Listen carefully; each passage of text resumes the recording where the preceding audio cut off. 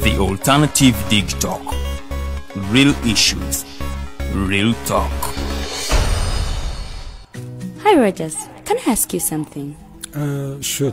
What does corruption mean? Well, summarily, corruption is abuse of public power for personal gain or for the benefit of a group to which one owes allegiance. For example, when a public office is abused by an official accepting or soliciting a bribe. By the way, private people can be corrupt too, like bribing police officers to escape fines. Okay. So exactly how does that concern me? Well, do you pay taxes? I guess, yeah. What does that have to do with this? Everything. Because those taxes you pay are supposed to facilitate services you use, like water, electricity, roads construction, medicines in hospitals, name it. Okay, that is much bigger than I thought. But it can be stopped, right? Well, yes it can, although it may not be as easy as it sounds. And here is the reason why. Corruption roots are grounded in our country's social, political, economic, bureaucratic traditions and policies. So, what has kept it going this long? I mean, why don't we stop it? Well, the main reason why it has been here for so long is because institutions are weak, either as a result of poorly defined ethical standards of public service, weak administrative and financial systems, or ineffective watchdog agencies. What can we do to stop it? At a national level, we must focus on strengthening the independence and effectiveness of public institutions that fight corruption. At a personal level, we must commit to never giving a bribe. I promise I'll never give a bribe.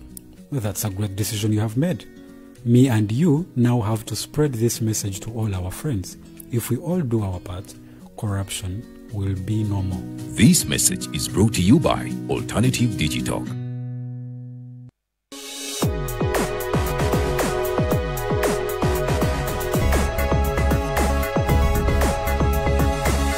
The Alternative Dig Talk. Real issues, real talk.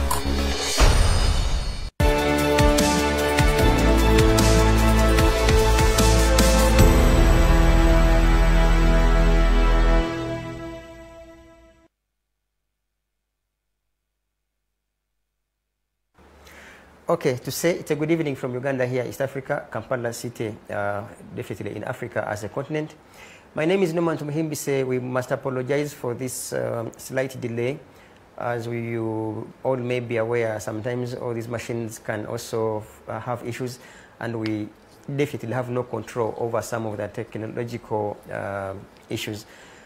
We are streaming live on our Facebook pages, that's the Alternative Uganda, and also Digital TV. And later on, the very show will be on our YouTube channel, that's the Alternative Uganda as well. Like I said, we are streaming from, of course, our studios in Uganda, Kampala as a city, and East Africa. I am not alone in the studios. I am with my colleague, a co-host. Let him say a word and welcome our guest, and then we shall proceed. Thank you so much. Ladies and gentlemen, a very good evening from Kampala, Uganda. My name is Rogers Tuyawe, and it's a great honor yet again to be here hosting a gentleman, Mr. Rickford. Burke is also going to be speaking to us, saying hello to some of you. I greet you from here, wherever you're joining us from, whether in the US or in the Caribbean or in Africa. We are grateful that you are able to join us this evening. I'm going to invite our guest this day to just say some opening, some hello, greetings to all of you. Mr. Burke. Good afternoon. Thank you for having me again. Good afternoon to all of the listeners. It's a pleasure for me to talk to you guys in Africa again. Back. Maybe to begin on a side note, in regards to the lost, young ones, do you have anything special that you would perhaps pass on as either condolence message, or you also have, issues you want to blame the government this time around? Any word in regards to the lost young ones that perished? Well, I guess you're talking about the sad situation where we lost 19 or 20 or 19 young girls and one boy, I'm advised, who perished in a fire that took place at the dormitory of the Madja Secondary School. Man 8 is actually the capital of Region 8, which is one of the hinterland regions in Guyana, and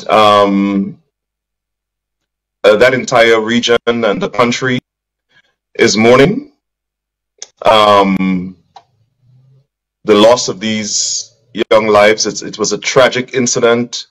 There was a fire, and the fire was maliciously set, and the windows of the dormitory were grilled up, and the doors were locked with a key, so it was not easy for these young children to escape that tragic fire. I understand that 56 children were housed in the dorm. About 9 or 10 were hospitalized, and about either 19 or 20 lost their lives. It's a very tragic, sad incident. The country is currently undergoing a 3-day period of mourning. On behalf of myself, my family, and the members of the Caribbean Guyana Institute for Democracy, send our sincere condolences to the relatives and friends and the Madja community, as well as the Madja Secondary School family, on this tragic loss of life. I hope that our God, good God, all of us believe in a God, will comfort the families, will give them the strength and the serenity they need to overcome this bitter period of sorrow and bereavement. Something just, I don't know whether you have anything in regards to, okay. Mr. Rickford, do you think there is any way through which this could have been avoided? In particular, do you think there was laxity either on the other side of the school administration or its leadership, as in either government or something like that? Absolutely. It could have been avoided.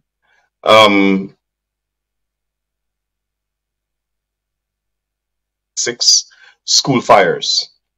From the first incident, the government and particularly the Ministry of Education should have put protocols to ensure the safety of these children. The last fire was at, well, 2 fires ago at the Christchurch School. It happened during, there was another one in some other school, or at least call was made saying that the place was the school was on fire. All of those incidents give us, because the government should have had ample opportunity to implement serious safety protocols to save the lives of these children. I see teachers complaining that they don't have fire equipment. They don't have any sort of fire drills.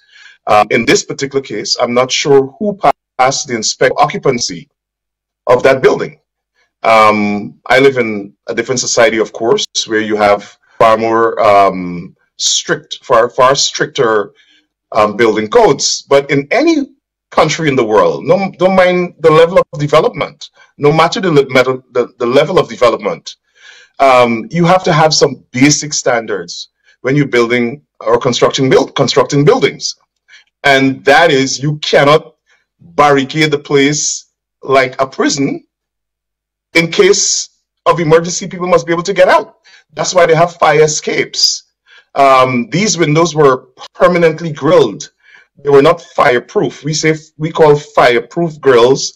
Yes, they're grilled, but they have hinges and locks so that you could open them if there's an emergency. This building did not have that. They were just permanently grilled. The windows were just permanent, and then the doors were locked. I'm not sure what type of protocols they had. I understand when the matron who locked the girls in, she must have had some particular reason for doing that. Locked the doors with keys. By the time she got up in her state of sleepiness or whatever it is, she couldn't find it to open the door. So one could imagine these children screaming, smoke inhalation, fire. I understand that the roof of the ceiling of the building was made from some sort of plastic which is highly combustible. So all of those things should not have passed the building code, sorry, a building inspection, or a safety inspection by the building inspectors. I'm not sure when last the Ministry of Education or Public Works inspected that school. So it's a sad, it's a very sad situation. It's, to me, criminally negligent homicide. And somebody should be prosecuted. My heart goes matron of the school. I want to be very considerate of the fact that she lost her 5-year-old son. That's the only male that perished in the fire. But beyond blaming her for whatever measures she took, probably to ensure the safety of the girls, what about the Ministry of Education and Public Works and the regional administration in Region 8 that allowed a building like this to be occupied with absolutely no safety standards? It's completely unacceptable and it's appalling. And somebody should be held accountable for that. 19 children, it's international news. It's all over CNN, all the major international networks. It's a very, very, very sad situation in Guyana. First of all, maybe a precise one.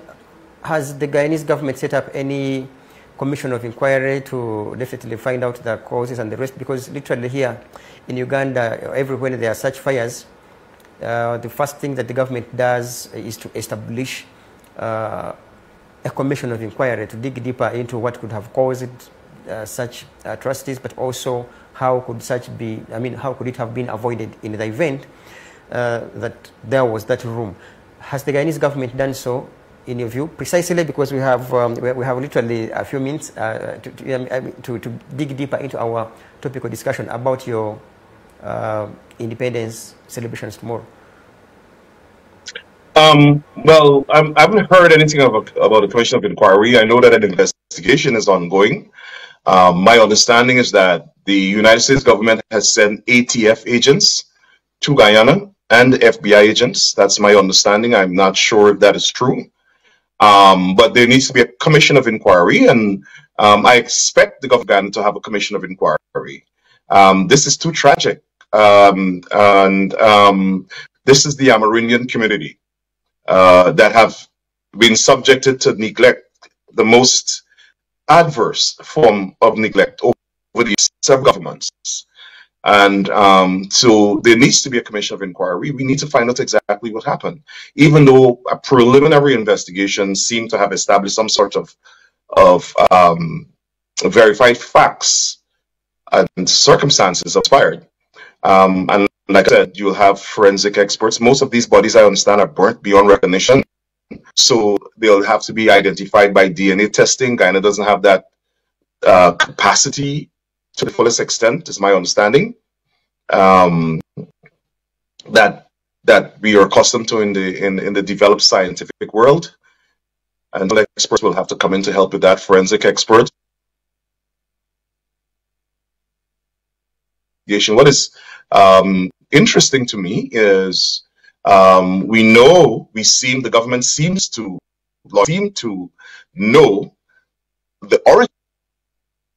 And, we have FBI agents, RSS, the Caribbean Security Services, helping with the investigation, ATF, excuse me, the United States Agency for helping in that investigation. But when they were, and I'm not criticizing the assistance that the United States government is offering with these law enforcement experts, but I would have wanted to see that same level of involvement by international law enforcement in the Henry Boys murder and in several others.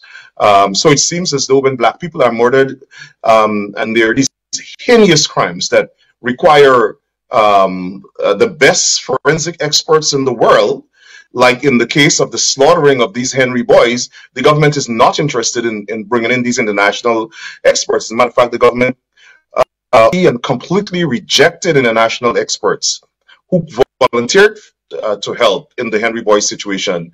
The government rejected Argentinian forensic experts. Argentina has among the best Argentinian forensic experts, rather, are among the best forensic scientists in the world.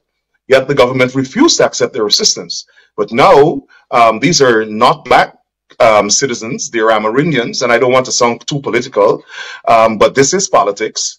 And one must make the observation, I'm very curious, that when black citizens are murdered, the government seem not to be interested. But now you have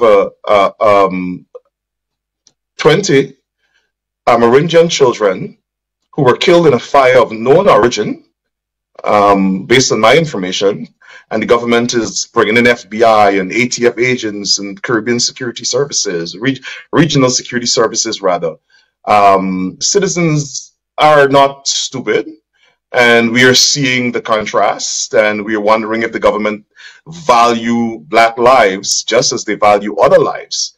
And like I said, I'm not taking away anything from these Amerindian citizens who were killed, these young people.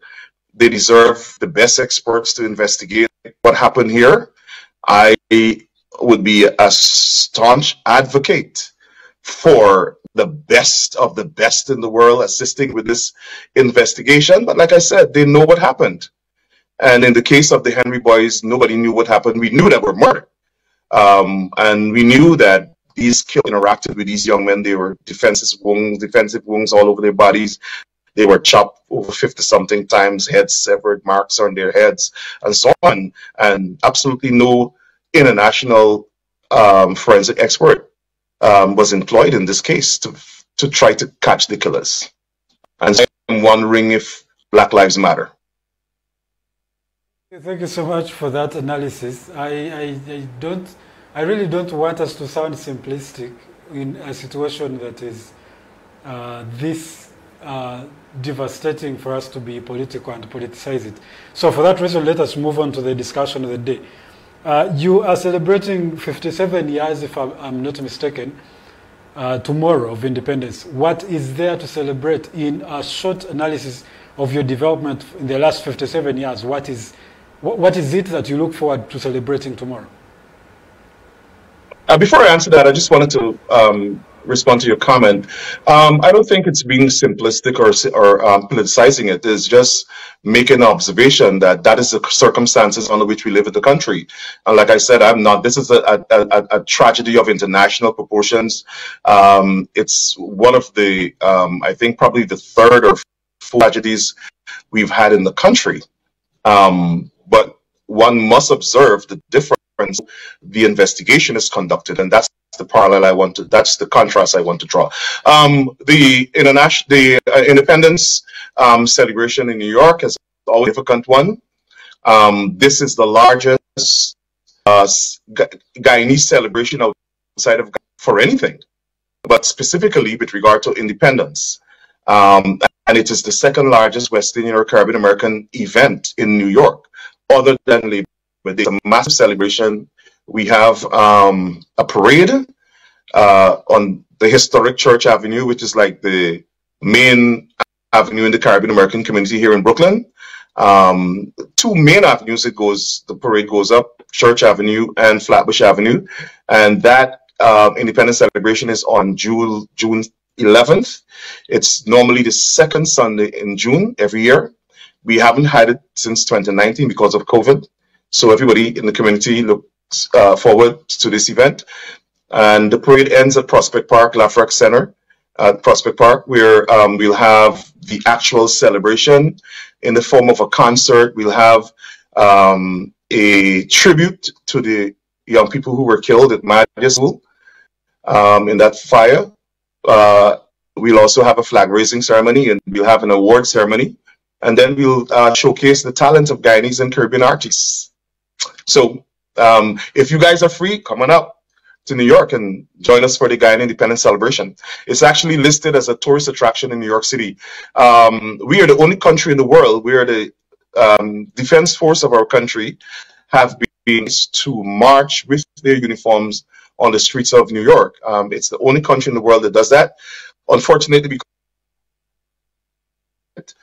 which is very unfortunate, because you had people coming from all over the world come and line the streets to see those Guyana Defense Force officers march in their uniforms looking sharp as razor.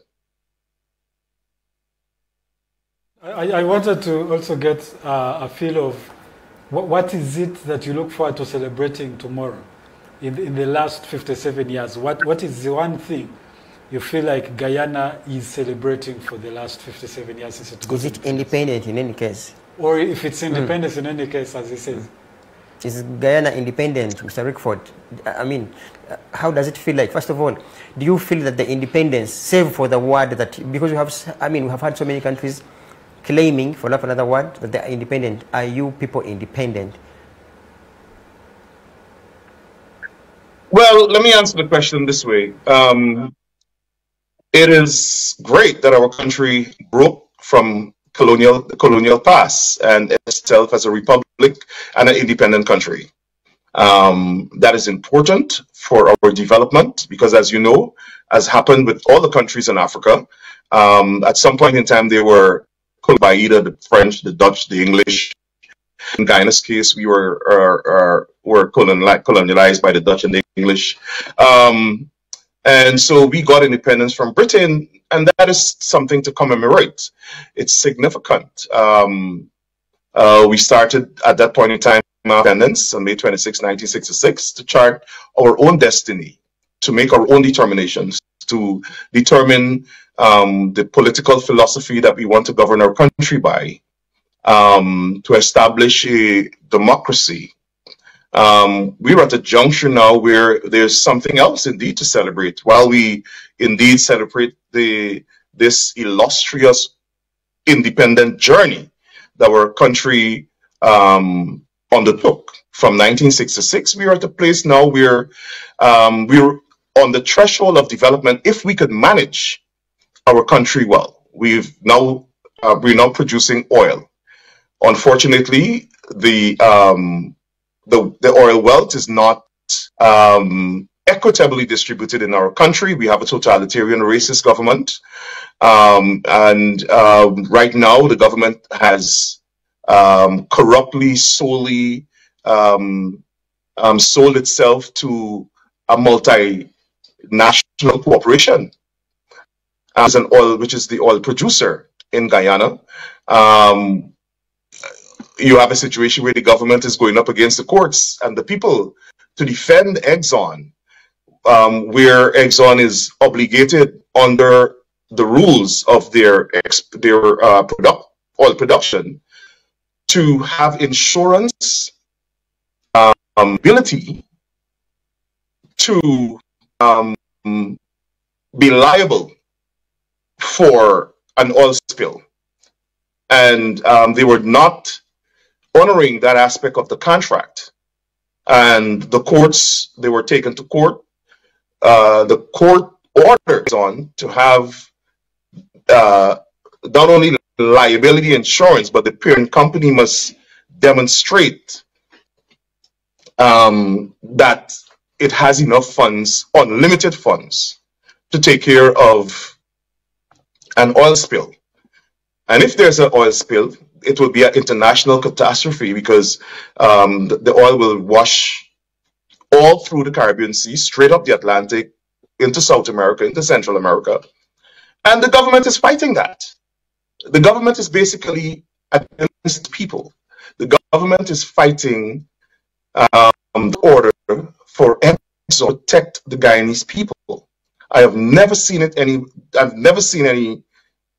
abominable thing like this anywhere in the world. Usually governments enforce regulations and rules in order to carry out its most sacred responsibility, which is the protection and the safety of their nation. In this case, the government is turning its back against the Guyanese people and fighting for Exxon. I'm not sure what has convinced this government to do that, but it is unprecedented, it is unacceptable, it is unpatriotic, and we have to fight them. It is now the people of Guyana versus the PPP government and Exxon. That's how it is. Exxon and the PPP government have joined together. The government is basically a subsidiary of Exxon fighting against the protection of the Guyanese people. So this is where we are at independence. So, and like I said, we must commemorate our separation from colonial rule. And like I said, we've made strides towards development over the last 57 years. But we're at a juncture now where, like I said, we are oil producing nation, and if it's managed well, we can step over the threshold of development and actually step into modernity with public policies and development projects that would benefit the people of Guyana. We need to see economic advancement. We need to see significant transformation in the country, infrastructure, political development. We need to see the enhancement of our political society. We want to see our tenuous democracy significantly improved and enhanced, so that the people of the country can really enjoy not only the oil wealth, but the development. And one of the problems we have in Guyana is that while we are moving ahead with some level of development, our infrastructure, our systems, our governments, our other systems are lagging behind, and the people are suffering. So I look forward to an inclusive government. I look forward to a government with a vision for the development of the country, for the benefit of all of the people, in short order. Okay, Mr. Rickford, a quick one also. You see, especially in Africa, such celebrations are felt by the elites like you and others, and it becomes very hard for any person to come and say, I mean, the local citizens to come and associate with such celebrations and also feel the independence as you have discussed it. For instance, I mean, one would wonder on whether or not the Guyanese are politically independent, economically independent. Of course, given what is happening there, do you think that the local citizens feel the independence that you people are celebrating tomorrow?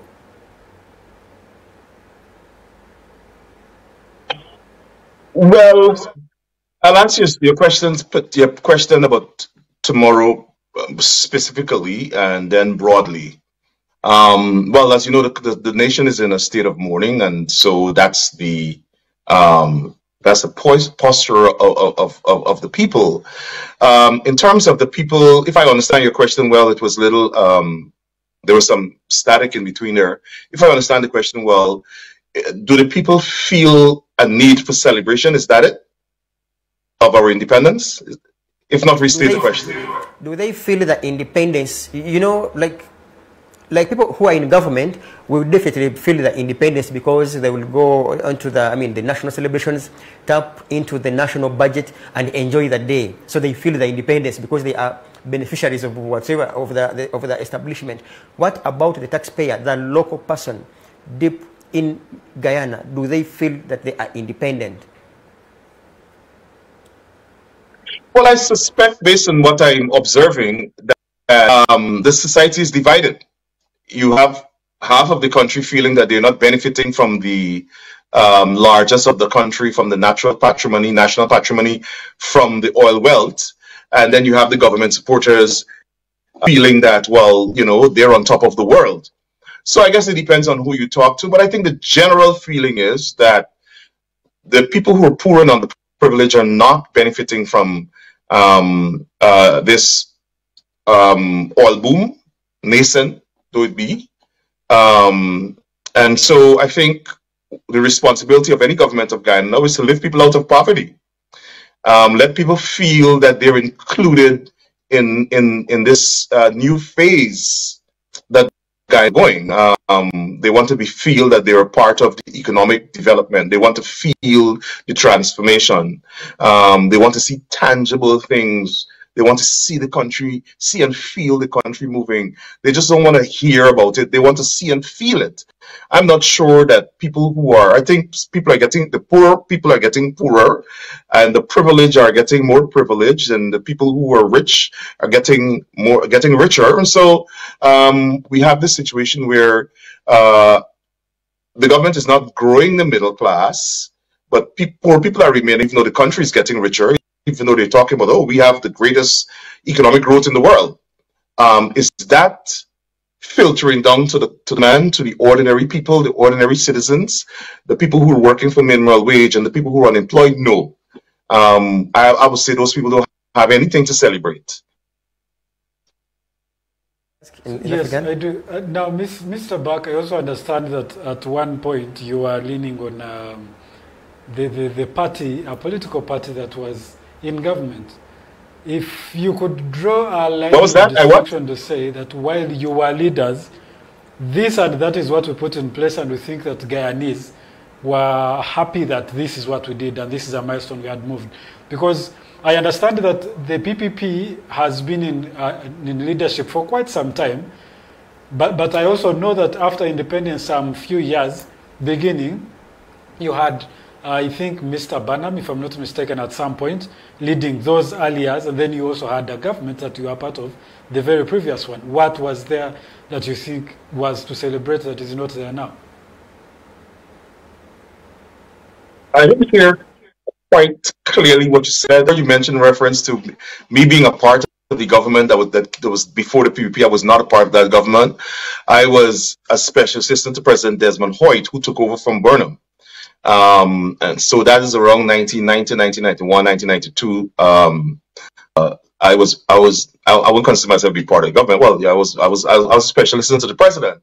But I would say that President Burnham, even though when President Burnham died, I was a little child, he brought significant development to Guyana. And I'm bold enough to say that beyond those developments, to this day, we have not had any significant development in Guyana. And Burnham died in 1985. The only development project that we've had in Guyana major development project that we've had in Guyana since the PNC government was in power is the Burke River Bridge. And that was built with 1940s technology. That's the only significant development project the PPP had. And after President Hoyt demitted office, he lost the elections in 1992, that's when I left Guyana. As a teenager, the PPP has been in government for 23 years, straight until 2015. And that's the only significant development Guyana experienced, the construction of the Burke Bridge. And even to that has so much controversy because the government claimed it was a private investment, but they took tax money and people's retirement funds, government employees' retirement funds, to so-called build a private project. Right? Nevertheless, there's a bridge, and I argue that that is the only significant development. So that's why I'm saying Guyana, I don't believe, and this is my genuine feeling, I don't believe this government understands development of the PPP. I think they understand modern things, like, you need to build a house and build a nice building and design this and design that. But developing the country to where it ought to be in terms of on the development scale, I've not seen them doing that. I don't think they have the intellectual capacity for these massive development projects. Look at all of the projects that they try to execute over the period. They've planned State, the hydro project, everything. There's not, like I said, the only successful project they've had is the Burke Bridge. I can't point to any successful major development project that this PPP government has, this People's Progressive Party, in either of the governments, now or the previous one that had a tenure of 23 years, that they have been successful at. None, absolutely none. The only thing that they have been successful at is corruption and crime. That's interesting. Now, Mr. Burke, is that also you trying to say that even the Granger administration did not achieve anything in their 5-year term? No, I'm not saying. I'm saying PPP government. The Granger administration basically had 3 years. Because remember, they suffered the no confidence motion. The Granger administration made significant stride, even though I have some criticism of that government. But first of all, they had to clean up all the mess that the PPP government left after 23 years of crime and corruption. It was done by world-renowned economic professor, Dr. Clive Thomas, that showed that that government stole or siphoned off approximately $5 billion US, $5 billion US from the time they came into power in 1992 to the time they demitted office, $5 billion US. The Granger administration had to deal with all of that. The international community assisted the Granger administration to assist in the establishment of an asset recovery unit to try to track down all this money and try to recover it for the government. Administration had significant strides in education, in housing, in foreign policy. The government is the Granger administration that took the Venezuelan government to court to try to permanently settle the Guyana-Venezuela border controversy. I won't say dispute, controversy, because it's border claim rather, because it has been settled before. So the Granger administration did not, and of course they had the infrastructure projects completed under that government. And like I said, there was not much the Granger administration could do. They did had significant reforms in the public service health sector. They built a new hospital. But the government had 3 years basically, and then it was basically playing defensive, executing some small development projects all the way through the elections, and they lost. And then for the latter 2 years, or the latter year of their administration, after the no confidence, they couldn't undertake any significant project spending because the Chief Justice ruled that because of the no confidence motion, the cabinet was dissolved and became a council of ministers. So they couldn't make those kinds of decisions that a normal cabinet would have made, and then they couldn't undertake major budgetary expenses like capital projects and all of that. But I'm specifically talking about the PP government. Please go ahead. No, go ahead. I was saying, but my reference before wasn't about the Granger administration. I was talking about the PPP. So go ahead. All right. I'm also trying to draw a difference between you just being a supporter of the Granger administration and not the PPP, because I don't know how a government that had been in power for 23 years did much less than what the government that was in power for 5 years did. But even that, let's put aside. I want to believe that there are things to praise and things to critique on both administrations, because I believe for a fact that even the Granger administration had its flaws. But now moving on, and as you celebrate... Absolutely. I have been, as a supporter of the Granger administration, I have been absolutely critical of that government as well. All right. I was asking that as you celebrate the 57 years of independence as it is, what is it do you think that this administration needs to focus on to be able to attain the economic growth, the development generally, politics, economically, socially, generally? What do you think this administration needs to put much emphasis on? I think the major focus has to be governance and equitable distribution of the wealth of the country. Guyana is accumulating significant wealth, and it's unfortunate that that wealth is being channeled only to one section of the population, and that's a major challenge. I think also equally important is corruption. This government is married to corruption. It is ingrained in their political philosophy.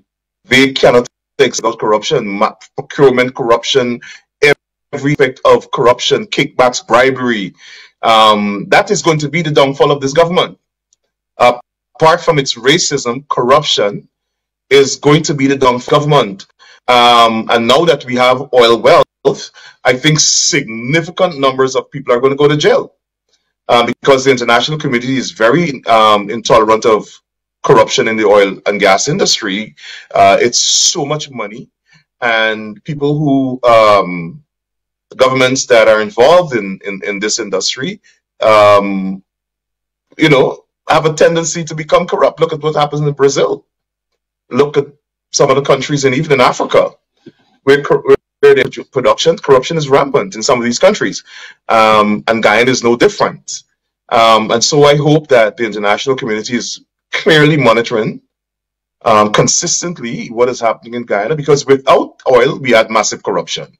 Like I said, Dr. Thomas's study showed that they stole about 5 billion US from the taxpayers of Guyana, and we didn't have oil then. Could you imagine what is going on right now? But what the priority is the development of the country, transformation. I am not seeing significant transformation in social transformation, political transformation, economic transformation, transformation in the lives of the people, where we're literally seeing people, young people who are not getting jobs, going out, working in, coming home, buying cars, building homes. I'm not seeing that's development. That's people development. And I think when it comes to human development, this government is completely behind the 8 ball when it comes to human development. I'm not seeing, like I said, villages being transformed. I'm not seeing industries being established in villages and job creation and the private sector developing at a rapid rate. Don't get me wrong. We're seeing new companies in Guyana, and they're all attached to the oil and gas industry. They're hiring people, but I am not seeing significant growth in terms of wealth, in terms of job creation. Guyana, if you go through the black communities, significant unemployment, but this government is talking about bringing people from India to take up jobs in Guyana. They have thousands of positions to be filled, and they're going to India to bring it. While unemployment in the black community among young people is about 60%. Why don't train these people? Retrain them, train them, and deploy them into the job market, into the job market and into these industries to fill these vacancies. In the United States, you can't bring somebody from abroad until you have to search and certify that there's no person available in the United States to get that job. In Guyana, no, it's more politically driven. You have mass unemployment among and poverty among certain communities, but the government is overlooking that and talking about, oh, we have all these jobs to fill, we have to go bring people from India. So when you have that kind of outlook, then it hinders and impedes development. Development in the holistic sense: human development, social development, political development, economic development. All right. I have a quick one for Mr. Rickford. Rickford, I want you talked about, sure.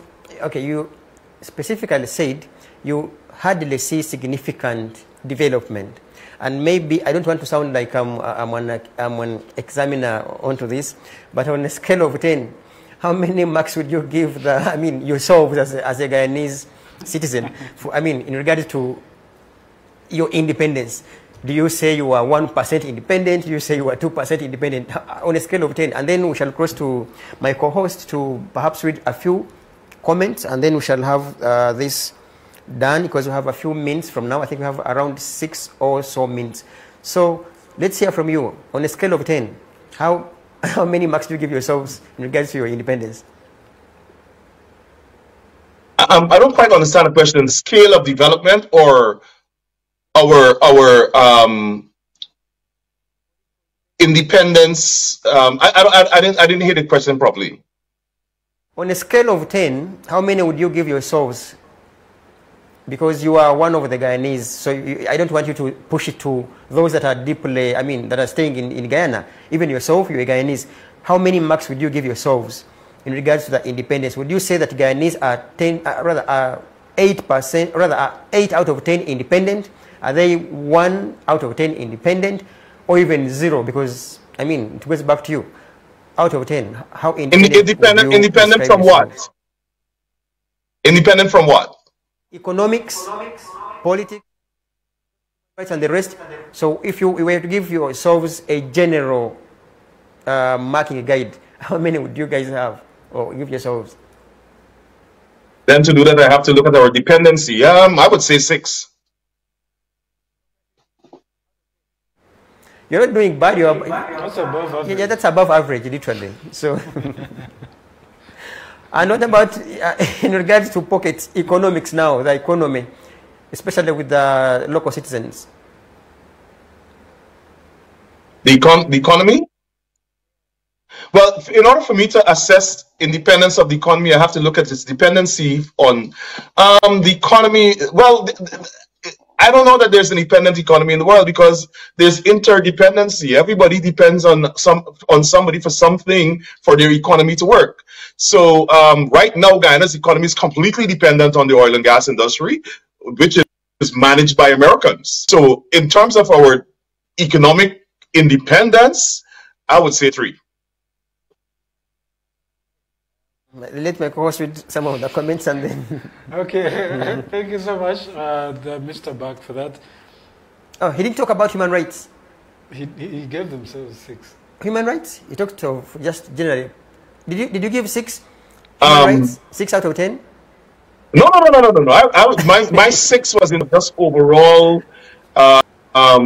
independence in terms of our politics and all of that.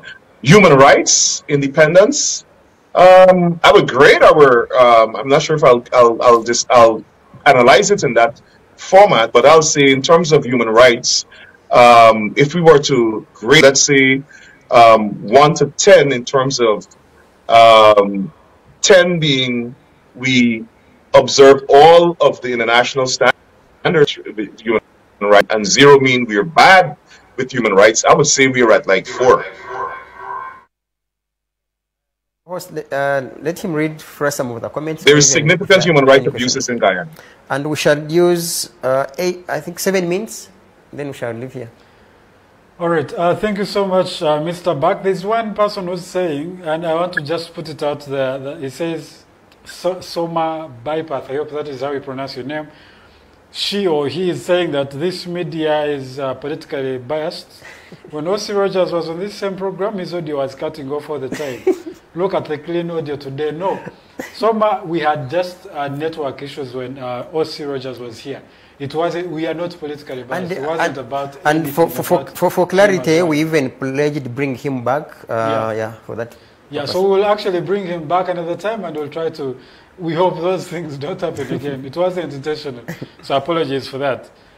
Most of the issues are actually about the current issues that are going on, the mourning and all of that. Guyana is saying you should let them mourn in peace and not make all of this political. Has he antagonized with their mourning? They are saying he's using that to gain some political mileage. But he's not a political candidate. Is he a candidate? Do they have elections to come? Anyway, continue with that. Teresa says, how can you see transformation in Ghana from your Brooklyn basement? Do you have anything to say about how can you tell Ghana is in rather? My response to that is that I do enjoy entertaining his mother in my basement. Military confiscated her phone, and then apparently she decided. Mr. Burke, for your information, even here in Uganda, there is one school in western, I think, in western Uganda, where one of the suspended students literally went on and burnt the school, and I can't remember how many students got burnt therein. Maybe it is something that has to be sorted right away from homes, how we manage our kids and, mentor them to be disciplined citizens. If that is true, that the fires were started by a student, it's so sad. But nonetheless, even if it's a student who started the fires, that has been the report. Have barred the school administration to have fire extinguisher I think back to you, Rogers, if you have any comments to that regard. I don't really have much. Most of the people, the comments that are there are people exchanging between each other. Mr. Rickford could have his closing remarks. Mr. Burke to also make yeah, because we have 4 minutes. Yeah. Well, the thing about it is that I have fun because, as you notice, whenever I come on this program, any program, the government mobilizes and support. They're so scared of me. I have such ability to influence my audience that the government gets scared and mobilize even the Minister of Information to come and spread propaganda and attack me. And, you know, I enjoy it because I'm just a private citizen in America and they have to mobilize all the government resources to attack me. And I must be very significant to them. Shall wish you wonderful celebrations at your 56, you guys, as Guyanese. Any special message for those outside Guyana and also those within Guyana and, of course, the Americans where we understand you are best? Well, thank you for having me. And my message to the Guyanese people is that we should all, at this point in time, keep the relatives and the other victims, the relatives of the dead young people, and keep praying for those who survived this horrible tragedy and pray for their families. And let's hope that God gives them, as I said, the strength and serenity to overcome this bereavement. We should do what we can for these families, and the authorities in Guyana should pay more attention to ensuring that our schools are safe. And when we send our children to school, that we know that they're safe, and the government is doing everything it can to protect them. And for those of us who live in the United States, I would say come on out on June 11th as we celebrate Guyana's 57th independence anniversary. We'll be at Church Avenue from 12 o'clock. We'll move off. The parade will move off from Church Avenue. We'll go to Flatbush Avenue and then to Parkside Avenue into Prospect Park for the grand independence celebration. Come on out. Let's enjoy. Let's celebrate our country. And let's ignite the flame of Guyanese patriotism. Let's show the world that we can put politics aside and enjoy our one commonness, which is our Guyanese identity. I should simply wish you a good afternoon. We understand it's 1, if I'm not mistaken, 1 p.m. It's 1 p.m. plus a minute. From Uganda, East Africa, we should say goodbye for now. May God bless all of us. It's 1:18 p.m. Oh, okay. So nice time for now. Catch you next time. Thank you for having me. Have a good day.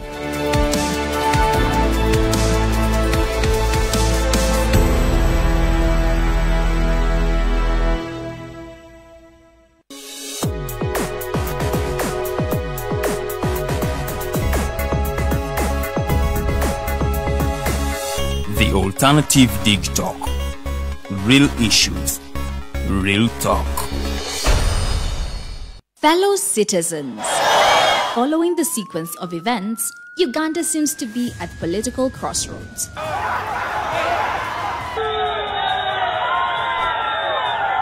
I'm not a servant of anybody. Madam, I know the law. As such, Alternative Digital brings you the Interface Show with retired Colonel Dr. Kiza Besuje. Let's keep on the same page on Alternative Digital. As he gives you the alternatives on the transition question, rule of law, human rights and freedom, youth inclusion in governance, economic stagnation, as he confirms. I'll be always here Saturday from 10 a.m. in the morning. Be there. Don't miss the live discussion on the Alternative Uganda, Digitalk TV Facebook pages, and the Alternative Uganda YouTube channel.